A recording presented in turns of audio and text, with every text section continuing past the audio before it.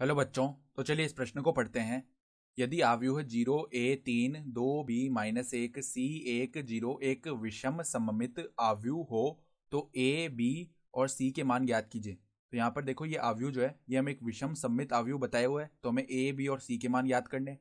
तो प्रश्न में आगे बढ़ने से पहले इस प्रश्न से संबंधित जो मुख्य अवधारणा है उसकी हम चर्चा कर लेते हैं। तो देखो, मुख्य अवधारणा, यदि यदि p एक विषम सममित आव्यूह हो, विषम सममित आव्यूह हो, तो जो p का परिवर्त होता है अर्थात p डैश, उसका मान किसके बराबर आता है? माइनस p के। ठीक है, तो यहाँ पर हमें a जो है वो एक विषम सममित आव्यूह बताए हुए है, हम इसे a बोल देते हैं एक बार। ठीक है, तो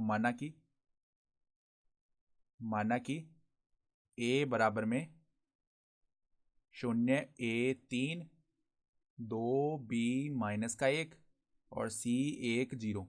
अब चूंकि एक विषम सममित आव्यूह है तो a डैश जो है वो माइनस a के बराबर होगा, तो हम a डैश निकाल लेते हैं अर्थात a का परिवर्त। तो परिवर्त निकालने के लिए हम क्या करते हैं? पंक्तियों को स्तंभों में परिवर्तित कर देते हैं और स्तंभों के अवयवों को पंक्तियों में। तो यहाँ पर क्या बन जाएगा? 0 a 3 2 b माइनस 1 c 1 0।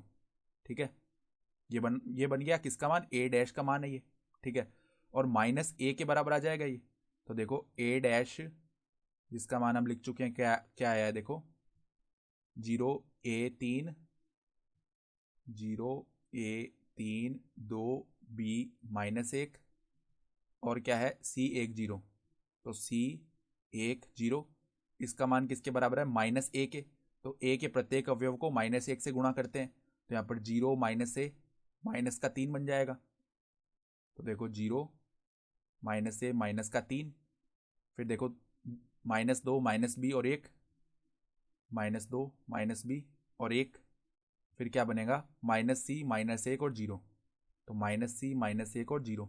ठीक है, तो अब देखो दोनों अवयव बराबर है तो इनके संगत अवयवों की तुलना की जा सकती है। ठीक है, तो यहाँ पर अब देखो 0 0 के बराबर आएगा, 2 जो है वो माइनस a के बराबर आ जाएगा, फिर देखो c जो है वो माइनस 3 के बराबर आ जाएगा, फिर a यहाँ से माइनस 2 के बराबर आ ही रहा है, b जो है वो माइनस b के बराबर आएगा। ठीक है, तो b बराबर में लिख लेते हैं माइनस का b।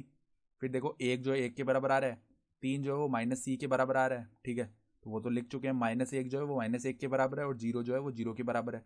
तो यहाँ से देखो उस b को इस तरफ लेके जाएंगे हम, तो 2b बराबर में 0 हो गया अर्थात b का मान 0 आ जाएगा। ठीक है, तो b बराबर 0 आ गया, a का मान क्या आ जाएगा? माइनस का 2। ठीक है, और c का मान माइनस 3 है ही है, तो b बराबर में 0 आ गया और c बराबर माइनस 3 आ गया। तो इनके मान ही तो हमें सवाल में ज्ञात करने थे। तो a बराबर माइनस 2, b बराबर 0 और c बराबर माइनस 3, ये हमारा उत्तर हो गया। तो आशा करता हूँ कि आपको ये प्रश्न समझ में आया होगा। धन्यवाद।